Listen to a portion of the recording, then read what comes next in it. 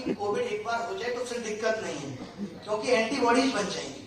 तो हम अपने जीवन में कॉलेज में जो दुख झेल चुके थे, हर तरीके से एंटीबॉडीज बना चुके थे, आगे की लाइफ के लिए तैयार हो चुके थे कि अब हमारा कोई कुछ नहीं बिगाड़ सकता। अब किसी की मीठी मीठी बात है हमें फुसला नहीं सकती, क्योंकि ऑलरेडी बहुत फिसल चुके। कॉलेज में फाइनल ईयर आया, प्लेसमेंट की टेंशन सबको होती है, ऐसा कोई नहीं है जो ये कह रहा है कि नहीं होगी। सबको प्लेसमेंट की टेंशन होती है, सबको लगता है कि एक नौकरी तो मिलनी चाहिए, क्योंकि 1-2 साल तक तो आईआईटी का वो था।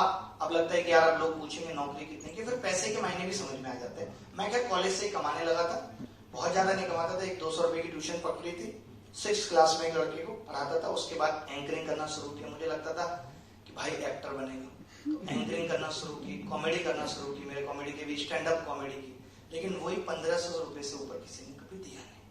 ये बात है सन 2008 से 2012 का कार्यकाल था कॉलेज का। फिर लगा यार नौकरी तो लेनी पड़ेगी। कॉलेज में एक कंपनी आई टूटी फूटी, TCS, आपने सुना होगा ना। तो उस कॉलेज में प्लेसमेंट मिली। वो रात ऐसे थी, खुशी का ठिकाना नहीं था प्लेसमेंट में। मैं तो पैकेज भी भूल गया था कि बाहर एक भाई ने पूछा, मैं 30 लाख बताता, याद नहीं रहा था, 3 लाख पूछता। 3 लाख का मतलब 23,000 रुपए महीने की सैलरी थी, लेकिन वो हमारे लिए बहुत था। टाई उतरी, टाई लगा के गए थे इंटरव्यू देने, तो टाई उतरी नहीं थी। वो आखिरी दिन था, उसके बाद कभी टाई लगाई नहीं, क्योंकि हमारे लिए चैलेंजिंग जो था, क्योंकि हम इंग्लिश बोलना नहीं जानते थे, आज भी नहीं जानते हैं। अभी मैं थोड़े दिन पहले फंडिंग के लिए यूके गया था, और अभी हमने एक राउंड किया भी है फंडिंग का। तो पहले से अब लोगों को पता होता है कि भाई आएगा तो एक ट्रांसलेटर रखना है, पता नहीं की जरूरत नहीं। कोई भी मैं बड़ी बड़ी मीटिंग करता हूँ किसी के, लोगों को पता है कि ट्रांसलेटर रखना है। मैं कहता हूँ जब लाइफ के इतने मुकाम तक आप पहुंचे हो कि इंग्लिश छोटी पड़ जाती है आपके मुकाम के, तो लोग पूछते नहीं है इंग्लिश आती है, वो भी हिंदी में टूटी फूटी हमसे बात करता है। हम कहते हैं सही से बोल, इतनी हम समझ लेते हैं, बोलनी तो नहीं आती, समझ लेते हैं। कॉलेज निकला तो कॉलेज में प्लेसमेंट हो गया। प्लेसमेंट आपको पता है जुलाई में कॉलेज खत्म हो जाता है, मार्च में ज्वाइनिंग थी, उसके बीच में घर आ गए। घर पे पिताजी ने कहा सब लोग कहेंगे लड़का इंजीनियरिंग करके घर बैठा है, कुछ कर लो। हमने क्या करें, फिर IAS की तैयारी कर लो। यूपी में यही होता है, आपके 50% आए, 40% आए, आपने BA पास करा है, क्या कर लो, IAS की तैयारी कर लो। तैयारी सबसे आसान है, और पहले तैयारी की वैल्यू भी होती थी। पहले तैयारी के नाम पे तो शादियां हो जाती थी कि वो IAS की तैयारी। अब तो इतने लोग तैयारी कर रहे हैं, आप में से भी करेंगे 6-6 साल। मेरी टीम में 2 लोग IIT रुड़की से, IIT रुड़की से पहले उन्होंने बीटेक किया है, और उसके बाद मतलब हायरार्की में काफी नीचे हैं, डायरेक्ट मुझे रिपोर्ट नहीं करते। तो बीटेक के उसके 6 साल IAS की तैयारी की है, और फिर अभी प्रोग्राम मैनेजर है। मैंने किया IIT से बीटेक, उन्होंने किया, ठीक है। तो आपके दिमाग की मतलब लेट से चल रही है, हमें डिप्रेशन में डाल रहा है। तो सारा बताना चाह रहे हैं कि सारा कुछ क्या हुआ कि IAS की तैयारी कर लो, गाँव में ठीक नहीं। हमने कहा फिर हमें वही एक चीज सताने लगी, क्या घर से बाहर कैसे रहेंगे, क्योंकि कॉलेज में भी हमारा भाई हमारे साथ रहता था। तब हमने एक प्लान किया कि हम ऐसा करते हैं, घर वालों को भी शिफ्ट कर देते हैं नोएडा में, और वहां हम ले आए, और वहीं से हमारी जर्नी स्टार्ट हुई। 2012 में मुखर्जी नगर आ गए, वहां हमने IAS की तैयारी शुरू कर दी। वो तो मुखर्जी नगर पहुंचे सबसे पहले यही काम करना पड़ता है। उस टाइम CSET होता था, और हम लोग, आप जानते हैं, आप भी इंजीनियर है, कि CSET वीसेट हम लोगों के लिए बच्चों जैसी चीज है। आंख बंद करके भी 190 नंबर आ गए थे। 200 में पहली बार में प्री निकल गया, और हमारा सिलेक्शन नहीं हुआ, लेकिन एक लड़की थी जो हमारे साथ तैयारी कर रही थी, उसका हो गया। अब उसका हो गया तो बात ये भी थी कि अगर हमारा हो भी जाए तो ये हमारी सीनियर रहेगी, इससे अच्छा तो ना हो, है कि नहीं। ये तो दिल पे भी तो लगती है भाई बात, अपनी बंदी। तो अब क्या हुआ, कॉलेज तक ऐसा कुछ नहीं है, आप देख रहे हैं अभी तक सब सुथरा सा। जब एंट्री होती है तो सीधे एक IAS ऑफिसर की होती है। हम खुद भी तैयारी कर रहे थे, कुछ हमने एग्जाम्स दिए, वो निकल गए थे। इनकम टैक्स डिपार्टमेंट में 2012 में सिलेक्शन हो गया, फिर CAG में हो गया, उसके बाद GST में हो गया, उसके बाद में लास्ट जॉब मेरी ऑडिट ऑफिसर की थी गवर्नमेंट में। लगातार जॉब हो रही थी, तो हमें पैसा कमाने का चस्का लग गया था। 250 रुपए घंटे हम पढ़ाते थे, वहां से 17-18 हजार रुपए बनते थे। हमें लगता है इतनी मुश्किल से पैसे बने, जैसे खाने पे भी क्यों खर्च किया जाए। हम 1-1, 2-2 कप चाय पी के, मैगी खा के गुजारा करते थे। ये मैं इसलिए बता रहा हूँ कि आप भी जब पहली बार कमाएंगे बोलेगा कि खाने का कोई महत्व नहीं है, बहुत जरूरी है। टाइम से खाना, टाइम से सोना, ये सब जीवन के बहुत ऐसे रूल्स हैं जो हमने फॉलो नहीं किए तो हमने भुगता है। ये मैं आपको भी सिखाना चाहता हूँ कि आपकी बायोलॉजिकल क्लॉक ठीक रहनी चाहिए। कॉलेज में आने के बाद क्या होता है कि 4 बजे तक मूवी चल रही है। जब आप कॉलेज से निकलोगे तो 7-8 ऐसी बीमारियां पकड़ के निकलोगे, आपको पता नहीं होगा आपका थायराइड बढ़ गया है, विटामिन डी नहीं है, क्योंकि आप जिस टाइम विटामिन डी सूर्य भगवान देते हैं उस टाइम तो आप सो रहे होते हो, आपकी बाजू से निकल जाते हैं वो। तो ये सब चीजें भी लाइफ में बहुत जरूरी है। ये मैं क्यों कह रहा हूँ, अब मैं अपनी बात पे आता हूँ कि हम सब ये सब चीजें जितनी भी हम कर रहे थे, थोड़ा ये वाली बात और बता देता हूँ कि मैंने लाइफ में कहाँ से मुझे अचीवमेंट लगने लगी। जब मैंने 2012-13 में पैसा कमाया, छोटी छोटी चीजें ले ली, 15-16 में, फिर आपने देखा यहाँ पे अभी बीच में एक बात आई थी, एक लड़की की एंट्री हो चुकी थी लाइफ में। तो लाइफ जैसे थोड़ी उठ ही रही थी तभी नीचे आना शुरू हो गई। कैरियर में ये चीज बहुत घातक है, और पहली बार मिली हो तो और ज्यादा। फिर लाइफ खत्म सी लगने लगती है, क्योंकि आपको लगता है कि सर्वस्व यही है, इससे ऊपर कुछ नहीं, आप खुदा समझ लेते हैं। और जब आपको खुदा मिल गया तो फिर कुछ पाने की चाहत रहती भी नहीं, वो तो आखिरी है। तो हमारे भी साथ वो हो गया था। तो हमने 2012 से लेकर के 2015 तक 20 लाख रुपए कमाए थे। उसके बाद 15 तक आते आते वो सब 20 के 20 रह गए थे। अब हम उतना ही कमाते थे जो खर्च हो जाता। हमारे पिताजी को रिस्क लगा कि अब ये इसके चलते ये भी खराब ना करते। मेरे फादर बड़े इनोसेंट थे भाई। आज भी याद है कि जब खराब वक्त आया 2015 में, और खराब वक्त कैसे आया, पिताजी को लगा कि 20 लाख रुपए ना उड़ा दे, उन्होंने वो झपट लिए, कुछ अपने लगाए, कुछ दोस्तों से उधार लिए, कुछ लोन लिए, एक घर ले लिए। जो गलती कभी नहीं करनी आपको जीवन में, जब तक आपके पास इतना पैसा ना हो तब तक घर मत लेना। हम लोग देसी होते हैं, हमें लगता है घर सबसे पहले ले लो, घर लेने के बाद आप खत्म हो जाते हो। मैं खत्म हुआ, उधर पैसे पिताजी के भी गए, वो खत्म हुए, बाहर समाज में इज्जत खत्म हुई, लोगों से उधार ले लिया, सब कुछ खत्म हो चुका था। पिताजी को लगा कि ये भी सुधर जाएगा। हमारे सुधरने के लिए सोचे कितना कुछ खत्म कर दिया, और बोले सरकारी नौकरी ज्वाइन कर लो, बहुत सही रहती है। ये उन्होंने हमें सलाह दी। हम चले गए सरकारी नौकरी ज्वाइन करने। मुंबई में हमारी पोस्टिंग थी, जीएसटी इंस्पेक्टर थे।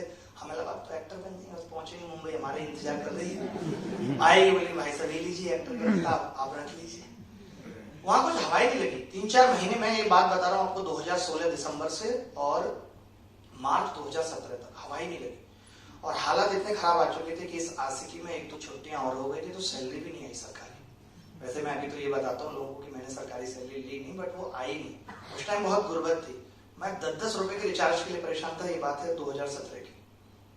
उस टाइम रिचार्ज चलते थे, अभी जियो की तरह नहीं है कि एक बार पैक डाल लिया, कितनी लंबी बात करो, सोचना पड़ता है। 15 मिनट बात करनी है तो 30 का रिचार्ज करना है, 10 मिनट करनी है तो 10 का करना है, क्योंकि कंपनियां उस टाइम बड़ी बेकार हो रही थी, पैसा काट लेती थी, तो ज्यादा बड़ा रिचार्ज करते नहीं थे।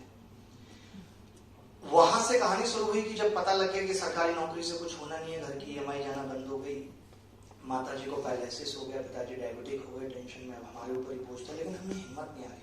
हमने तब भी अपना कंधा ठोका, कहा भाई कुछ बड़ा करेगा, कुछ पता नहीं है पूरी तरह रोड पे, लेकिन भाई कुछ बड़ा करेगा। ये मैं इसलिए बता रहा हूँ कि कहते रहो भाई कुछ बड़ा करेगा, एक दिन जरूर होता है।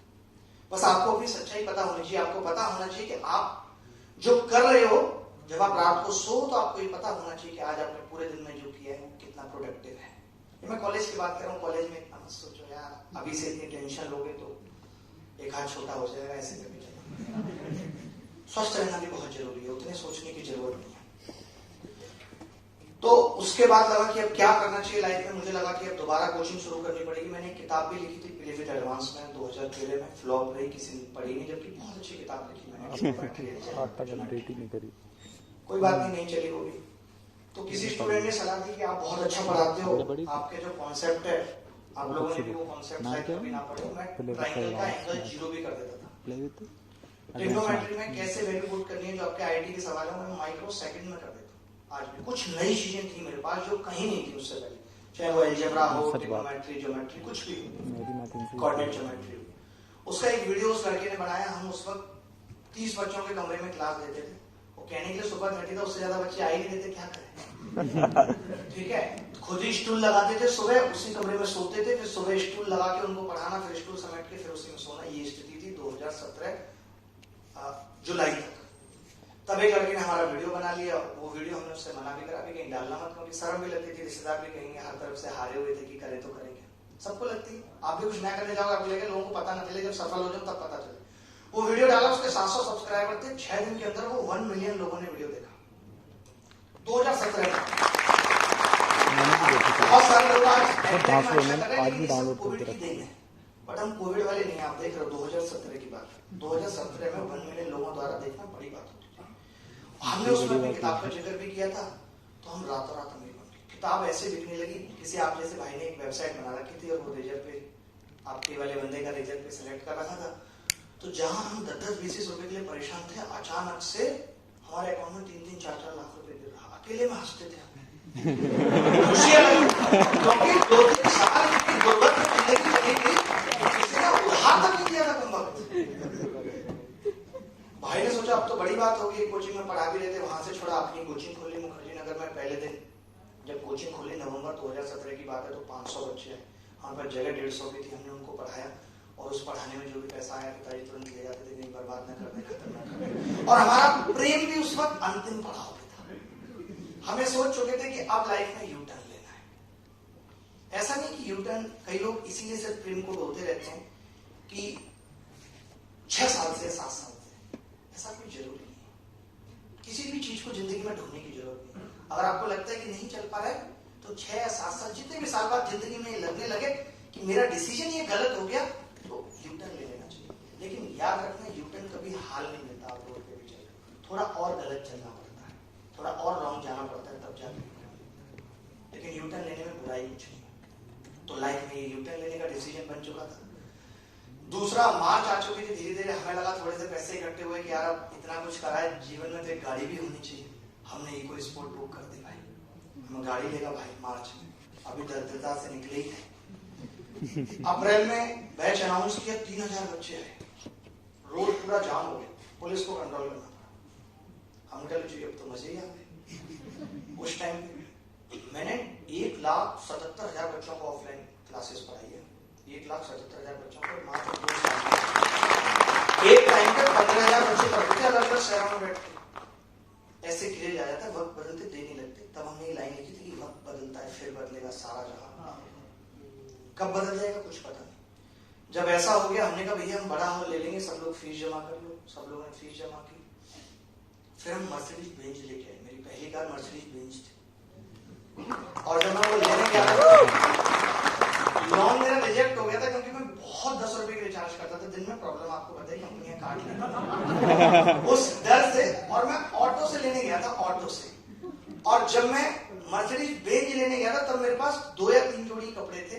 और 12th क्लास तक सिर्फ 1 जोड़ी कपड़े थे। एक लड़की थी श्वेता, उसने कहते तुम्हारे पास 1 ही जोड़ी कपड़े हैं, मेरे से बात मत किया।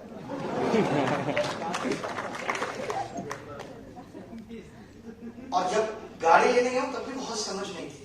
मैं लिवाइस को ड्रीम ब्रांड समझता था उस टाइम। मैंने मर्सिडीज 2018 जून में लिए, और मेरा उस टाइम में टारगेट था कि इस बार नवंबर में बर्थडे आएगा तो एक लिवाइस की जीन्स लूंगा। 2018 की बात बता रहा हूँ। आज 2022 चल रही है, ऐसा कोई इंटरनेशनल ब्रांड नहीं है जो मैं नहीं पहनता हूँ। और मैं एक दिन में सिर्फ एक ही कपड़ा पहनता हूँ, उसके बाद उसे रिपीट नहीं करता। कपड़ा रिपीट नहीं करता। और ये स्वैग, ये कुछ ऐसी चीजें मैं बता रहा हूँ कि ये करके देखना ना जरूरी होता है। पता नहीं लगता, वो कसम जो है ना वो रह जाती है। श्वेता की हाल ये कि 2 साल पहले करीब 1500 रुपए मांगे थे उधार। शादी हो गई है, अफसोस है कि गलत कर ली है। आप कब कर रहे हैं? पर ठीक है, हमारा फिर भी साथ है। मतलब 1500 मांग के दे दी, बड़ी बात थोड़ी थी कोई। जॉब दे दी कंपनी में, कौन सी बड़ी बात है। ये सब करने के बाद मैं आपको एक चीज बताता हूँ, जैसे कि आप भी बहुत बार बहुत लो फील करते होंगे लाइफ में। तो मैं यहाँ पे एक चीज ऐड करना चाहता हूँ कि इतना सब कुछ अचीव करने के बाद फिर मैंने 10 साल, मुझे गाड़ियों का बहुत शौक था, तो मैंने बहुत सारी गाड़ियां ली। ऑलमोस्ट जितने भी ब्रांड्स के नाम आप जानते हैं, जो थोड़े बड़े हैं, लग्जरी हैं, उसके मेरे पास 10 गाड़ियां हैं। हर साल में 1-2 गाड़ियां लेता हूँ, सबके नंबर भी 1, 2, 3, 4, 5, 6। एक बड़ा फार्म हाउस बनाया, शादी की महल में, 5-6 चल शादी, वहां नहीं की, वहां से यू टर्न ले लिया था। तो शादी की, बैक टू बैक 2 बच्चे हो गए, तो इतना आपको तो भाई फिर इसमें कहने की बात नहीं। तो इतना सब कुछ अचीव करा मैंने, सब कुछ, पैसा भी ऑलमोस्ट, जहां मैंने शुरुआत अपने जीवन में 250 रुपए घंटे से की, वहां मैं 1.5-2 लाख रुपए घंटे तक पहुंचा टीचिंग में भी। आज तो मेरा अपना ब्रांड है अभिनव। तो मैंने लाइफ में एक चीज देखी कि सुकून और ये सब चीजें दोनों अलग अलग है। सुकून के अलग मायने हैं। और जब जिंदगी बहुत उलझ जाती है तो ये तय है कि सुकून खो जाता है। मैंने सिर्फ पूरे कोविड में 2 साल में बहुत इंट्रोस्पेक्शन किया। आप में से कितने सारे लोग मास्लो थ्योरी जानते हैं? मास्लो थ्योरी नहीं जानते? पबेड में आती है, उतना पढ़ते होते नहीं है, मतलब आप जानते हैं हायरार्की लाइन जो है कि पहले आपको किस चीज की नीड होती है, उसमें 5th स्टेज आती है। मैं लाइफ की उस 5th स्टेज में चला गया था जहां आप सेल्फ एक्चुअलाइजेशन और इंट्रोस्पेक्शन करते हैं। तो मैंने देखा हाँ मैस्लो, अब हम उतना सही से अंग्रेजी नहीं बोल पाते, अब उसकी हिंदी कुछ है नहीं तो हिंदी में बोल देते। तो मैंने देखा कि सारा खेल ना रिलेवेंस का है। रिलेवेंस के मायने क्या है कि कोई आदमी 50 रुपए खो जाने पर उतना दुखी है जितना मैं 50 लाख पे होता हूं। मैं भी दुखी हूं, वो भी दुखी। मेरा मतलब है कि संसार में दुख सुख कुछ नहीं है, संसार में सही गलत कुछ नहीं है, सब कुछ वक्त और जगह के हिसाब से। कोई चीज किसी वक्त पे सही है, कोई चीज किसी वक्त पे गलत है। हमेशा सच भी सच नहीं, सही नहीं है, बहुत बार सच गलत हो जाता है। तो मैंने देखा कि सारा गेम रिलेवेंस का है कि एक टाइम पे जहां हम अपने जीवन में 1 से लेके 12वीं क्लास तक पिताजी की पुरानी पैंट घिस जाने के बाद जो उसमें से कपड़े बनते थे उसमें खुशी से झूमने लगते थे।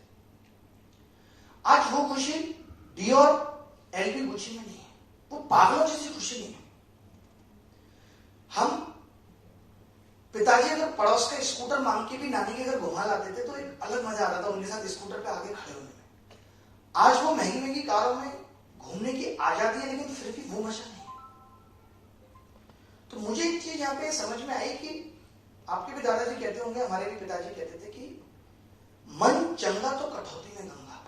सुना है कि अगर मन ठीक है तो 4 दोस्तों के साथ नुक्कड़ पे चाय पीने में वो मजा है जो मन ठीक ना होने पर गर्लफ्रेंड के साथ मालदीव में भी नहीं है।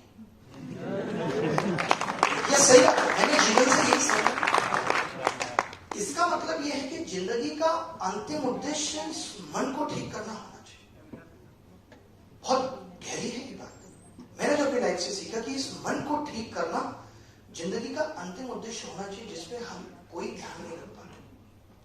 जिंदगी की भागदौड़ में हमारा तो खाने पीने पे ध्यान नहीं, और आज हम ये भी जानते हैं कि खाने पीने में उतने विटामिन और मिनरल्स बचे भी नहीं। हमारी बॉडी में आप में से कितने लोगों को नहीं पता होगा कि विटामिन डी की कमी है जिसकी वजह से हमेशा आलस आता रहता है। देखो कैसे लेट है। और विटामिन बी की कमी से हम चीजें भूलने लगते हैं। आप में से कितने सारे लोग ऐसे होंगे जिनको ऐसा ख्याल आता होगा रूम लॉक कराए शायद फिर भी करके आए हो या नहीं आए, चाबी रख के भूल जाते हैं रूम की। ये सब विटामिन बी कॉम्प्लेक्स की कमी की वजह से क्या हम भूलें, इन सब चीजों पे हमारा ध्यान नहीं है। आज आप में से हम सब लोग मैक्सिमम सिर्फ यहां तक सांस लेके छोड़ देते हैं, जबकि सारा गेम इन सांसों का है, वजन इन सांसों का है और कीमत सोच है।